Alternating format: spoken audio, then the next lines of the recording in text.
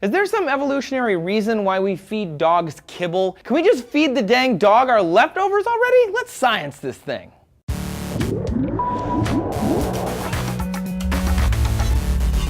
Hey there, pet people. This is D-News, and I'm Trace.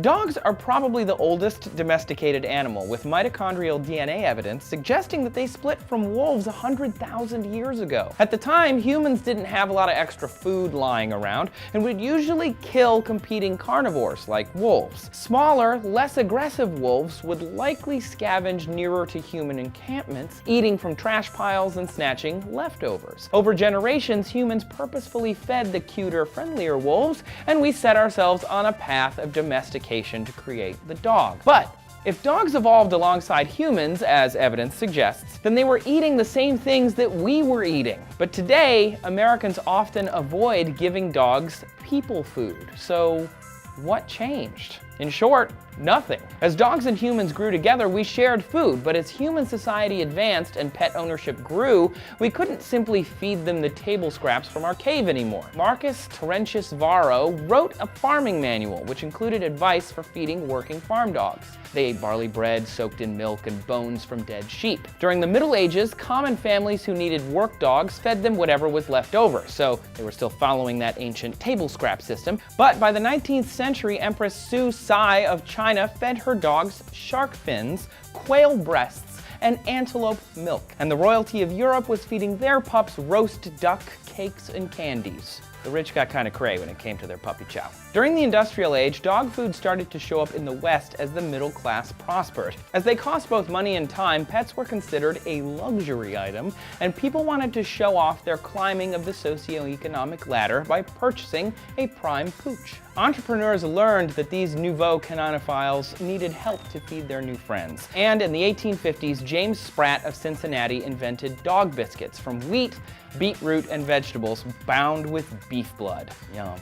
The dry food was a hit, and by the 1920s, canned wet food was also in production. It was mainly horse meat, and by 1941, it was 90% of the market. Then, due to rationing during World War II, dry food became hugely popular again. At the same time, people around the world were still feeding their dogs what they had evolved to eat alongside us: table scraps and leftover people food.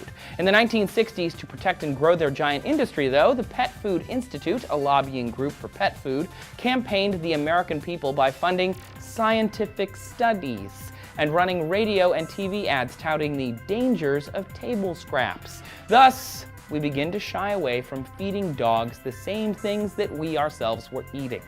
However, dogs can eat people food if it's healthy. They can literally digest it. They probably shouldn't eat fast food or a massive cheese, a little bit is okay, or candy. But on the other hand, if you're eating roasted chicken, green beans, and potatoes, table scraps might not be so bad. Dogs can safely eat flax, green beans, eggs, pumpkins, peanut butter, carrots, apple slices, and sweet potatoes, but they cannot eat chocolate, coffee, yeast, alcohol. They can eat grains, but they're better off with meats, and it's not entirely off from where the pet food industry is going. These days, you can buy luxury dog food, akin to those Victorian princes and empresses. Duck, squash, salmon, turkey, and berries. It's literally just people food in dog packaging. Or if you'd rather save some coin, you can stick to the bagged dry food. A professor of veterinary nutrition at Ohio State University says his students have studied diet histories of thousands of animals and haven't found any evidence that one dog food is better than any other. So what do you feed your pet?